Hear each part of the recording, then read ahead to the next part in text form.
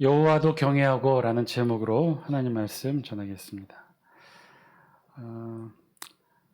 우리 지도 한 장 보여주실래요?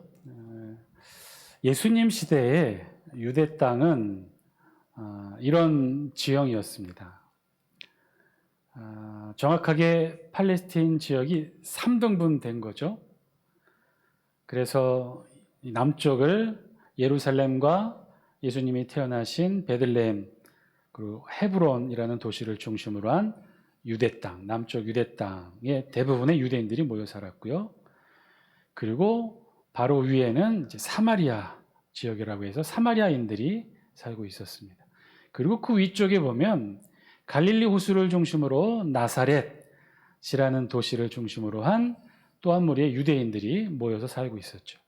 그래서 예수님 시대의 유대 땅은 이렇게 3등분된 지도로 나누어져서 사람들이 나누어져서 살고 있었습니다. 우리 잘 아는 대로 예수님은 어디서 태어나셨죠? 어디서 태어나셨죠? 나사렛에서 태어나셨나요? 아니요.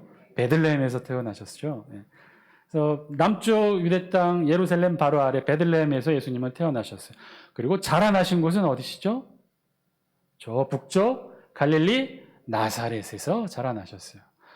그러니까 지금 대부분의 유대인들은 남쪽 유대 땅 예루살렘과 베들레헴 근처에 모여 살았고 아주 일부의 유대인들이 북쪽 갈릴리 나사렛 지방에 흩어져 살고 있었습니다. 그럼 가운데 사마리아 쪽에는 누가 살고 있었어요? 사마리아인들이 살고 있었습니다. 그런데 이 사마리아인들은 어떤 사람이었어요?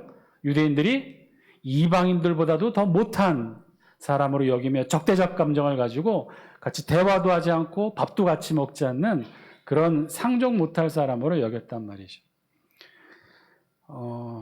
그러면 왜 유대인들은 이렇게 나누어져서 살았을까요? 왜 남쪽에 모여 살지 왜 북쪽, 사실 북쪽 갈릴리 호수 그 지역이 산악지형이라 사람들이 살기에는 그렇게 좋은 여건의 땅은 아니었다고 해요. 근데 왜 유대인들이 그쪽에도 모여 살았을까? 이유는 간단했어요. 당시 예수님 시대 남유대 땅이 어디의 식민지였어요? 로마의 식민지였어요. 로마의 지배하에 있었단 말이죠. 그리고 왕도 이두메 사람, 에돔 사람 헤롯이 왕이 되었단 말이에요. 그러니까 이 헤롯의 왕권에 대해서도 반대하고 또 그 압제에 시달렸고 그리고 로마의 지배를 받았으니까 로마의 압제도 지배를 받고 그래서 이중의 고통을 받고 있었기 때문에 남쪽에 살고 있던 유대인들이 삶이 그렇게 편치 않았어요. 특별히 가난한 백성들은 세금을 이중으로 내야 했던 거예요. 헤롯 왕실에도 세금을 내야 되고 로마 제국에도 세금을 내야 돼요. 그러니까 너무나 힘들어서 어디로 도망가서 살았느냐? 북쪽 갈릴리 호수의 나사렛이라는 곳에 흩어져서 그렇게 살고 있었어요. 그리고 일정 정도 유대인들 가운데 종교적, 정치적 엘리트들도 헤롯 왕권에 반대하고 로마 정부에 반대했던 이런 엘리트 사고를 가진 사람들도 북쪽 갈릴리 호수에 피신하여 살고 있었던 거죠. 마치 우리로 말한다면 일제강점기 시대에 가난한 백성들과 독립운동가들이 어디로 모여갔어요? 어디로 가서 살았어요? 만주에서 살았던 것처럼 갈릴리가 그런 형태의 땅이었던 거죠. 그래서 갈릴리에도 일정 정도 신실한 유대인들이 살고 있었고 대다수 유대인들은 남쪽에 살고 있었어요. 자, 그러다 보니 이 북쪽의 갈릴리 땅 근처에 살고 있던 유대인들이 1년에 한 차례 이상은 한 번 이상은 어떻게 돼요? 유대 절기를 지키러 남쪽 예루살렘 성전에 자신의 몸을 보여드리고 제물을 바쳐야 했단 말이죠. 그래서 꼭 한 번 이상은 북쪽의 갈릴리 땅에 살던 유대인들이 남쪽 예루살렘 성전에 와야 되는데 그럼 어떻게 될까요? 지도 다시 한 번만 보여주실래요? 제일 최단 거리는 어떻게 되죠? 북쪽 갈릴리 나사렛에서 어떻게 오면 돼요? 사마리아를 거쳐 예루살렘에 오면 가장 짧은 육로로 성전에 올 수 있었죠. 그런데 사람들이 그렇게 했을까요? 아니요. 그렇지 않았어요. 그러자니 사마리아 가운데 있는 사마리아 지역을 통과해야 되는데 그러기는 죽기보다도 싫었어요. 그래서 어떻게 했느냐? 나사렛에서 요단강을 건너 오히려 이방 지역을 거쳐서 그래서 다시 한번 요단강을 건너 예루살렘으로 돌아오는 아주 길고 복잡하고 어려운 행로를 택해서 1년에 한 번씩 왔다가 절기를 지키고 다시 갈릴리 땅으로 돌아갔단 말이에요. 그럼 왜 그랬을까요? 왜 이렇게 힘들게 어렵게 사마리아 지역을 통과하지 않고 요단강을 2번이나 건너서 이런 어려운 일정으로 다녔을까? 이유는 단 하나, 사마리아 땅이 그렇게 싫었던 거예요. 사마리아 가기가 그렇게 죽기보다도 싫었던 거예요. 사마리아 땅을 통과하니 차라리 이방 지역을 통과하겠다고 생각한 것이 당시 유대인들의 생각이었어요. 왜 그랬을까요? 그만큼 사마리아인들을 미워했던 거죠. 그 이유는 무엇일까요? 사마리아 지역이 예전에 북이스라엘 왕국의 땅이었고 아수르의 지배를 받아서 혼혈이 되고 섞여서 이방인보다도 더 못한 혼혈 민족이 되었기 때문에 사마리아인들을 그렇게 미워했던 거예요. 오늘날까지도 저 사마리아 땅과 사마리아인은 저주와 불행의 대명사로 유대인들은 그렇게 알고 있었던 거죠. 자, 그러면 지금의 사마리아인들은 어떨까요? 지금의 사마리아인들의 모습은 어떨까요? 지금도 이스라엘 요르단 성지순례를 가게 되면 반드시 꼭 들려야 되는 성지순례 코스가 있었어요. 그 코스는 특별히 우리 서력 4월과 5월 사이에 가게 되는 그 여행 상품에는 굉장히 그때만 가격이 비싼 상품이 있는데 그 이유 중에 하나는 뭐냐면 사마리아인의 6월절 행사를 참관하는 코스가 끼어 있을 때는 그래요. 많은 성지순례 여행사에서 이 시기에 맞춘 여행 상품이 사실상 가장 비싼 이유 중에 하나도 바로 여기 있는 거죠. 왜냐하면 지금 이 땅에 전 세계에 오직 이곳에 있는 사마리아인들만이 1년에 딱 한 번 6월절 제사를 드리기 때문에 그렇습니다. 6월절 제사는요, 전 세계에 유일하게 이곳 사마리아인들 거주 지역에서만 행해지고 있기 때문에 그래요.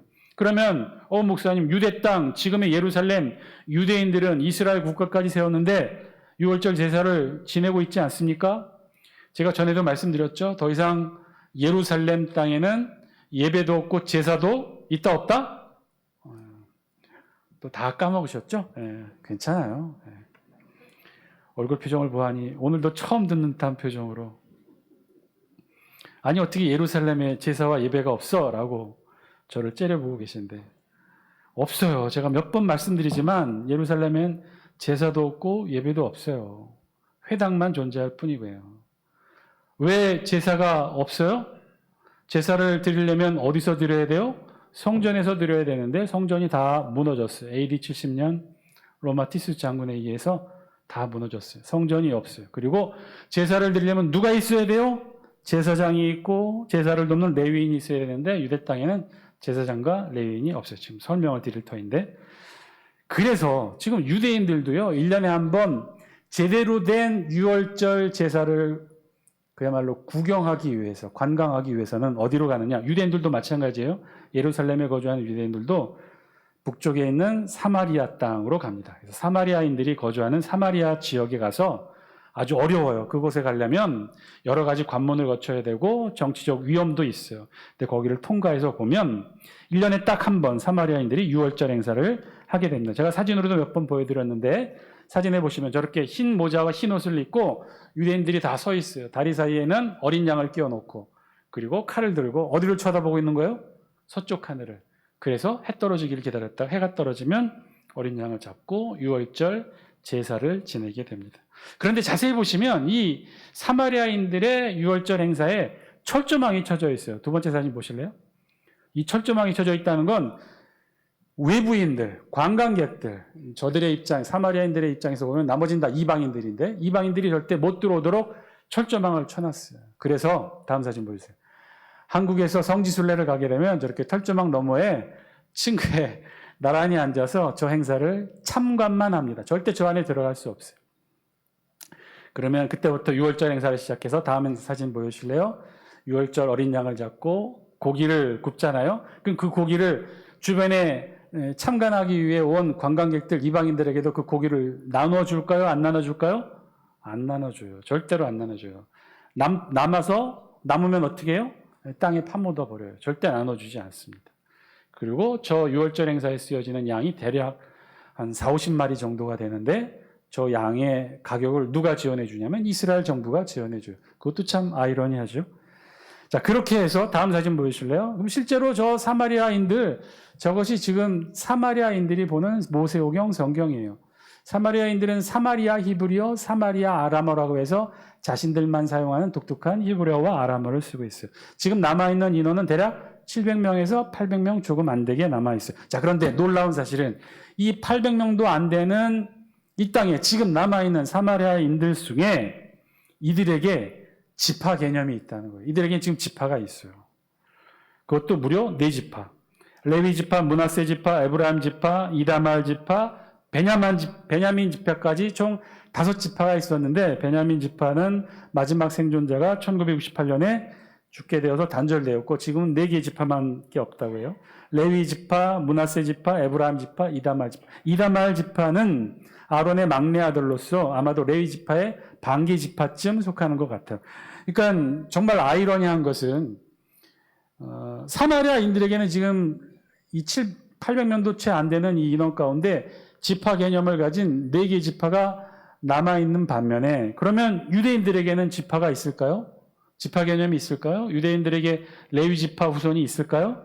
있다면 어떻게든 제사를 드렸겠죠. 없어요. 유대인들에게는 12지파 중에 지금 남아있는 지파 생존자가 단 한 사람도 없어요. 오직 사마리아인들 중에 지금 4개의 지파만 생존해 있습니다. 자, 지파가 생존한다는 것은 여러분 레위 지파의 남자와 에브라임 지파의 여자가 결혼할 수 있어요? 없어요? 결혼하면 그 지파가 사라지게 되잖아요. 지파가 존재한다는 건 그 안에서 결혼관계가 유지가 된다는 거예요. 그런데 지금 800명 중에 800명도 채 안 되는 이 인원이 4개의 지파를 유지하기 위해서는 그 가운데 4개의 권역을 나눠서 그 안에서만 결혼을 했다는 거잖아요. 사실 앞으로도 존재하기가 참 힘들어요. 왜냐하면 심각한 유전병이 지금 발생하고 있어서. 자, 어쨌든 아이러니한 건 지금 사마리아인들에게는 지파 개념이 남아있고 반면 이 유대인들에게는 지파 개념이 남아있지 않다는 거예요. 아이러니하죠. 유대인들이 그토록 증오하고 미워했는데 그런 사마리아는 오늘까지도 소수이지만 정통성을 붙들고 있었던 반면에 유대인들은 그 정통성 사실 잃어버렸어요. 오늘날까지도 이렇게 유대인들과 이 사마리아인들은요 건널 수 없는 강이 흐르게 됩니다. 무엇이 그러면 이들을 이렇게 나누었을까? 원래는 유대인과 사마리아인들로 갈라지기 전에 이 땅은 어떤 땅이었어요? 하나님이 축복해 주신 젖과 꿀이 흐르는 가나안 땅이었어요. 그 가나안 땅에 이들 모두 유대인도 아니고 사마리인도 아닌 이스라엘 백성으로 그 땅에 거주했었단 말이죠. 그런데 어떤 이유로 어떤 연유로 이들이 유대인과 사마리아인으로 갈라지게 됐을까? 그리고 그토록 반목과 갈등과 서로 미워하게 됐을까? 사실은 그 내용을 설명해 주는 것이 오늘 우리가 함께 읽었던 본문 열왕기하 17장에 있는 말씀이에요. 오늘 열왕기하 17장 말씀은요. 북이스라엘의 관점에서 보면 매우 중요한 말씀이에요. 왜냐하면 오늘 이 열왕기하 17장 말씀을 끝으로 북이스라엘은 210년의 왕조가 단절됩니다. 마지막 호세아 왕 시기에 아수르 제국의 침략을 받아 북이스라엘이 멸망하게 되는 그 과정을 우리 17장이 기록하고 더 중요한 내용, 그러면 왜 이들이 멸망하게 되었는가를 하나님의 입장에서 신학적 입장으로 그 내용을 정리한 것이 17장에 있는 내용이에요. 말씀드린 대로 이 북이스라엘은 BC 722년에 아수르 제국의 침략을 받아 멸망하게 됩니다. 그런데 놀라운 사실은 이후 136년이 지난 이후에 남한국도 이민족의 침략을 받아 멸망하게 돼요. 그 이민족은 바벨론 제국이에요. 그러니까 북왕국은 아수르의 침략을 받아 멸망하고 136년 후에 남왕국은 바벨론 침략을 받아 멸망하게 되죠. 그런데 똑같이 북왕국도 남왕국도 멸망했지만 그 멸망의 이후 과정은 달랐어요. 남왕국은 70년 만에 바벨론 포로에서 돌아와 남유다 땅을 재건했지만 북이스라엘은 그렇지 못한 거예요. 그 이유를 그렇게 해서 북이스라엘이 사라지게 된 이유를 우리 성경은 이렇게 기록을 하고 있죠. 먼저 우리 열왕기하 17장 1절과 2절 말씀 우리 영상을 통해 같이 한번 읽어볼까요? 시작. 유다의 왕 아하스 제12년에 엘라의 아들 호세아가 사마리아에서 이스라엘 왕이 되어 9년간 다스리며 여호와께서 보시기에 악을 행하였으나 다만 그 전 이스라엘 여러 왕들과 같이 하지는 아니하였더라. 오늘 본문 17장 1절과 2절은 이렇게 시작합니다. 그래서 17장에 있는 말씀의 핵심은 북왕국 이스라엘이 멸망하게 되는데 그 마지막 왕이 호세아 왕이었고 그 호세아 왕에 대한 우리 성경의 평가는 어떻다는 거예요? 여호와 보시기에 악을 행하였으나 그가 그 이전에 다른 이스라엘 여러 왕들과 같지는 아니하였다는 거예요.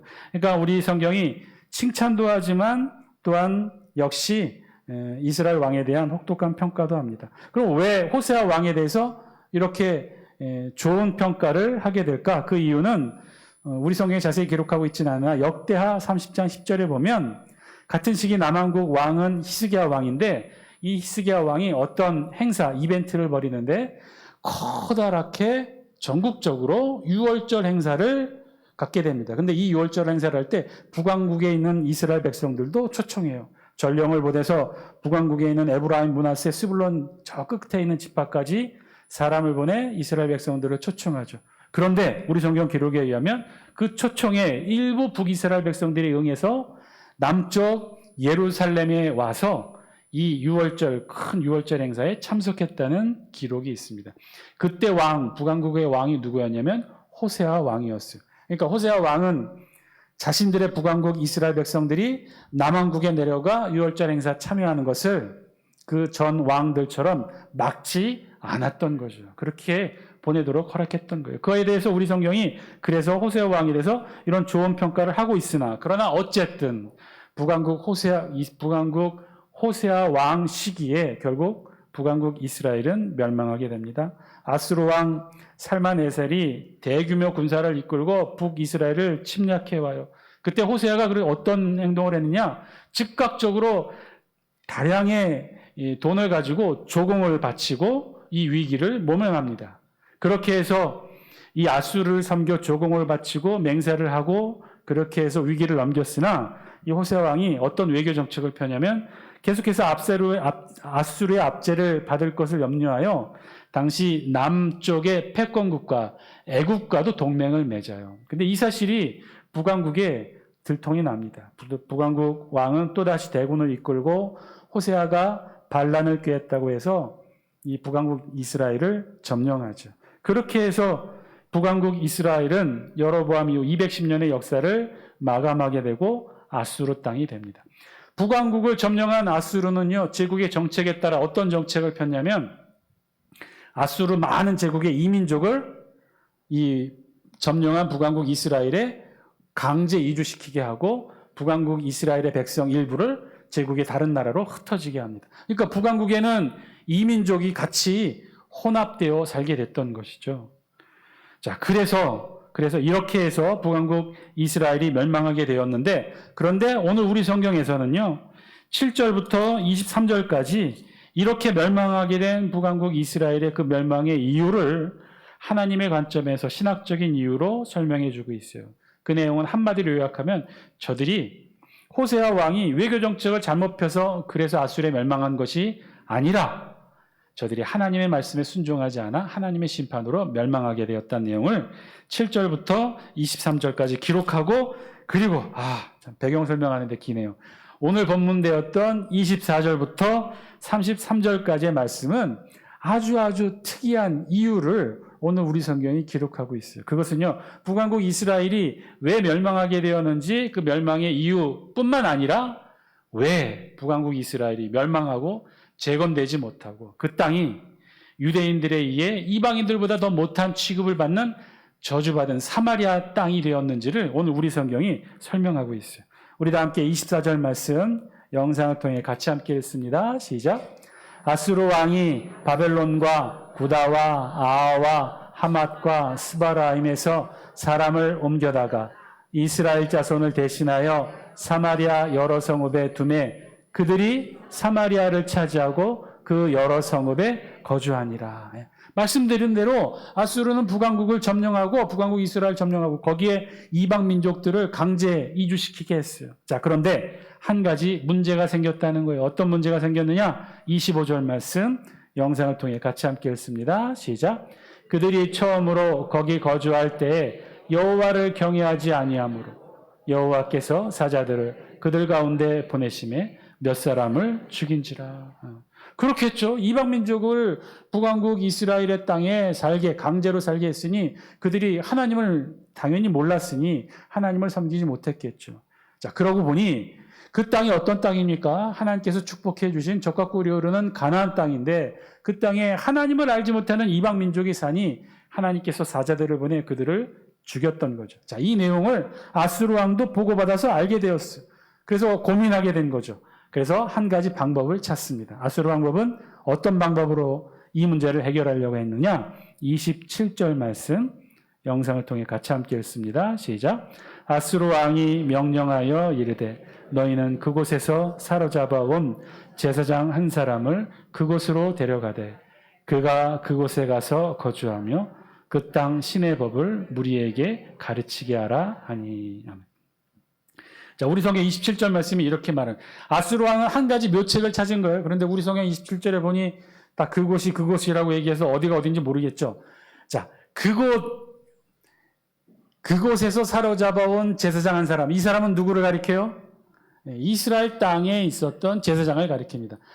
아수르 왕은 이스라엘 땅 사람들을 강제로 제국의 다른 지역으로 이주시켰고 다른 지역에 있는 이방 민족을 북이스라엘 땅으로 강제로 이주시켰잖아요. 북이스라엘에 강제로 이주시킨 사람들 중에 제사장을 다시 불러다가 북이스라엘 땅에 오게 해서 이 제사장이 누구에게 하나님을 알도록 가르치게 한 거예요? 이 땅에 강제 이주하여 살게 한 이방 민족들에게 하나님을 가르치게 한 거예요. 어떻게 하면 하나님을 섬기고 어떻게 제사를 드려야 되고 어떻게 율법의 말씀대로 살아야 되는지를 이 제사장들을 다시 불러다가 이 이방 민족들을 가르치게 했다는 거예요. 28절 우리 같이 한번 읽습니다. 시작. 28절입니다. 시작. 이에 사마리아에서 사로잡혀간 제사장 중 한 사람이 와서 베델에 살며 백성에게 어떻게 여호와 경외할지를 가르쳤더라.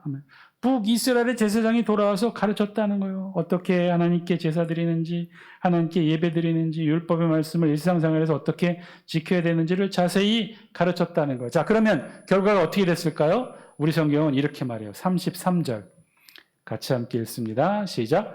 이와 같이 그들이 여호와도 경외하고 또한 어디서부터 옮겨왔든지 그 민족의 통속대로 자신의 신들도 섬겼더라. 그랬더니만 어떻게 됐다는 거예요? 여기서 제사장이 가르친 대로 하나님에 대해서 잘 배웠어요. 어떻게 하면 하나님께 제사 드리는지, 어떻게 하면 하나님의 말씀대로 율법대로 사는지를 잘 배워서 어떻게 했다는 거예요? 이방 민족들이 하나님을 섬겼다는 거예요? 안 섬겼다는 거예요? 하나님께 제사를 드렸다는 거예요? 안 드렸다는 거예요? 드렸다는 거예요. 그런데 우리 성경은 뭐라고요? 그렇게 하나님께도 제사 드리면서 또한 어떻게 했다는 거예요? 자신이 예전에 섬겼던 이방신들에게도 똑같이 우상 숭배하며 섬겼다는 거예요. 그러니까 하나님도 섬기고 더불어 우상도 섬기는 일들을 했다는 거예요. 자, 그러면 여러분, 이 북이스라엘의 사마리아 땅에 살고 있는 사람들은 하나님을 섬겼어요? 안 섬겼어요? 섬겼어요? 안 섬겼어요?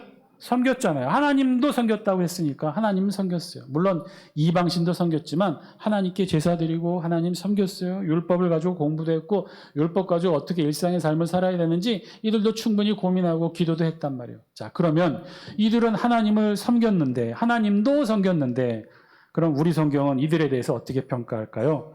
우리 본문은 아니지만 34절 말씀 영상을 통해 함께 했습니다. 시작. 그들이 오늘까지 이전 풍속대로 행하여 여호와를 경외하지 아니. 예, 여기까지 읽겠습니다. 우리 성경은 아주 냉혹해요. 냉정해요. 뭐라고 평가요? 그들이 여호와 하나님을 경외했다는 거예요? 안 했다는 거예요? 안 했다는 거예요. 이 이야기는 무슨 얘기예요? 그들이 분명히 하나님께도 제사 드렸어요. 물론 이방신에게도 제사 드렸지만 하나님께도 제사 드렸고 하나님께도 제물을 바쳤단 말이에요. 그런데 그런 그들의 행위에 대해 오늘 우리 성경은 뭐라고 그랬어요? 그들이 여호와를 경외했다고 그랬어요? 안 했다고 그랬어요? 경외하지 않았다. 그건 하나님을 경외하는 게 아니라는 거예요. 하나님도 경외하고 이방의 우상도 경외하는 건 그건 하나님을 섬기는 일이 아니라는 거예요. 하나님도 섬기고 다른 것도 섬기는 것은 하나님을 섬기는 것이 아니라는 거예요. 오늘 우리 성경은 아주 분명하고 명확하게 그 사실을 선포합니다. 결과적으로 이들 북이스라엘이 사마리아 땅으로 지칭되는 그래서 그들을 사마리아인이라고 불렀던 그들이 결국은 왜 그렇게 저주받은 땅이고 그들이 그토록 이방인보다도 못한 취급을 받았던 단 하나의 이유는 뭐예요? 그들은 하나님을 알아요? 몰라요? 알아요. 왜 몰라요? 그들이 하나님 너무나 잘 알아요. 하나님에 대해서 열심히 공부했어요. 하나님께 제사 드리는 방법을 그들 이방인들도 너무나 열심히 공부했단 말이에요. 왜요? 그렇지 않으면 그 땅에서 죽으니까. 여호와의 사자가 나타나 그들을 죽였다고 했으니까 죽지 않기 위해서 열심히 배웠단 말이에요. 열심히 하나님을 섬겼단 말이에요. 그러면서도 또한 자신들이 섬겼던 자신들의 신도, 이방 신도 섬겼다는 것이죠. 그들은 그랬다는 거예요. 하나님도 섬기고 자신들이 섬겼던 이방의 신도 섬겼다는 거죠. 그런데 그런 그들을 우리 성경은 단호하게 평가합니다. 그거는 하나님을 섬기는 것이 아니다. 하나님을 섬기는 것, 신앙을 갖는다고 하는 것, 하나님을 경외한다는 것은 오직 하나님만 경외하는 것이고 하나님만 바라보는 것이고 하나님만 붙드는 것이라는 것이죠. 이것도 붙들고 저것도 붙드는 것은 하나님을 경외하는 신앙이 아니라는 거예요. 사랑하는 자숙계 성도 여러분, 오늘 말씀을 통해 저와 여러분들에게 주신 하나님의 음성 우리 모두 듣게 되기를 주의 이름으로 간절히 축원드립니다. 하나님만 섬기시는 여러분 되시기를 주의 이름으로 간절히 축원드립니다. 하나님만 바라보시고 하나님께만 귀 기울이시고 하나님만 붙드시기 바랍니다. 여러분, 하나님 잘 섬겨 오셨죠? 그러면 하나님만 섬기시기 바랍니다. 하나님도 섬길 때 우리의 신앙에 문제가 있다는 거예요. 다른 것 믿고 다른 것 붙들고 이게 잘못됐다는 것이 아니라 하나님께만 온전히 집중하지 못하는 것 그 자체가 잘못됐다는 거예요. 우리 성경은 아주 분명해요. 너무나 명확해요. 그리고 너무나 정확하게 이 사실에 대해 우리에게 말씀하고 있었던 거예요. 북이스라엘 지역의 사마리아가 그랬다는 거죠. 하나님도 붙들고 이방신도 붙드는 것은 하나님을 경외하는 것이 아니라는 거예요. 비록 그들 가운데 지금 아직도 12지파 가운데 4개의 지파가 생존한다 하더라도 그들이 하나님도 붙들고 다른 것도 붙들었다면 그들은 하나님을 붙드는 것이 아니라는 거예요. 하나님을 섬기는 신앙이 아니라는 거예요. 오늘 말씀을 통해 우리에게도 주신 하나님의 음성 저와 여러분들을 들을 수 있게 되기를 바랍니다. 여러분 말씀에 비추어본 우리의 신앙의 모습은 어떤가요? 지금 이 자리에 앉아 계신 여러분들은 온전히 하나님만 바라보고 계십니까? 온전히 하나님만 붙들고 계십니까? 온전히 하나님께만 귀 기울이고 계십니까? 만약에 하나님만 바라보려는 우리의 시선에 뭔가 가려지는 것이 있다면 여러분 그건 하나님만 붙드는 것이 아닌 줄 믿습니다. 하나님께만 귀 기울이려는 우리의 귀에 누군가 자꾸 사람의 소리가 들리고 그 소리에 마음이 빼앗긴다면 여러분 그건 우리가 온전히 하나님만 섬기는 것이 아니라는 거예요. 자칫 아직까지 지파를 유지하는 사마리아인처럼 될 수밖에 없다는 거예요. 여러분 지금 하나님만 바라보고 계십니까? 그런데 혹시 하나님만 바라보는 우리의 시선에 누군가 가려져 있지는 않습니까? 좋아하는 것, 좋아하는 사람, 좋아하는 섬김과 봉사, 익숙하고 친숙한 그 무엇, 하나님보다 더 앞서게 우리 눈에 보이는 것들이 있습니까? 여러분 오늘 예배드리러 이 자리에 나오셨는데 이 자리에 하나님께만 바라보고 하나님만 바라보며 예배드리러 이 자리에 나오셨는데 그런데 우리 마음 가운데, 우리 눈 가운데 우리가 예배드리러 가는 이 자리 가운데 하나님보다 더 앞서서 우리 눈에 들어오는 사람이 있습니까? 그렇다면 그것도 여러분 내려놓으셔야 돼요. 반대로 예배드리러 이 자리에 나왔는데 자꾸 어떤 분이 눈에 거슬리십니까? 누군가가 불편하게 느껴지십니까? 몇몇 분이 웃고 계시는데 저분만 없으면 마음 편히 예배드리고 싶은데 저분 참 불편하네. 그런 분 계십니까? 그렇다면 우리 하나님만 바라보는 거 아니겠죠. 이 자리에 하나님만 바라보며 온전히 예배하는 자리가 안 되는 것이죠.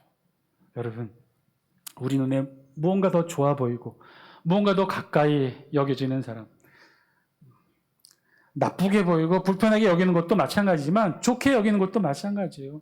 아니 하나님보다 더 좋아지는 사람 있습니까? 하나님보다 더 좋아지는 것 있습니까? 그거 다 우상이에요. 하나님을 가리는 것들이에요. 여러분이 오늘 나와서 예배드리고 하나님 말씀만 붙들고 하나님 말씀에만 귀 기울이고 하나님께만 눈 맞추려고 하는데 방해되는 모든 요소들은 다 우상이고 우리가 또 다르게 붙잡는 온전치 못한 신앙의 것들인 줄 믿습니다. 다 내려놓으셔야 돼요. 다 내려놓으셔야 돼요. 불편하게 여기는 것들도 내려놓고요. 좋게 여기는 것도 다 내려놓으셔야 돼요. 누구 때문에 예배드리는 것이 불편하고 누구 때문에 상처받는 것이 불편한 것도 문제지만 누구 때문에 교회 나오고 누구 때문에 예배드리는 것이 즐겁다고 하는 것도 사실 문제예요. 다 끼리끼리. 교회 안에서는요. 그래서 다 누구에게나 공평하게 스스로가 자꾸 공평해지려는 마음을 가지셔요. 내가 좋아하는 사람 만났다고 막 가서 막 붙잡고 저 뒤로 끌고 가서 커피 사주고 맛있는 거 사주고, 그렇지 않은 사람 오면 눈도 안 마주치고. 아니, 인사를 하려면 눈을 보고 인사를 해야지 왜 옷을 보고 인사합니까? 눈을 맞춰야지, 눈을. 불편하니까. 그러면 안 돼요. 그러면 우리는 온전히 하나님만 바라보고 이 자리에 있는 게 아니죠. 누군가 자꾸 딴 거를 보는 거죠. 사람을 보고, 좋아하는 부서를 보고, 자꾸만 불편하게 여겨지는 것들을 보고, 의식하고, 마음에 두고, 다 온전히 하나님만 바라보는 것들을 가리는 우상인 줄 믿습니다.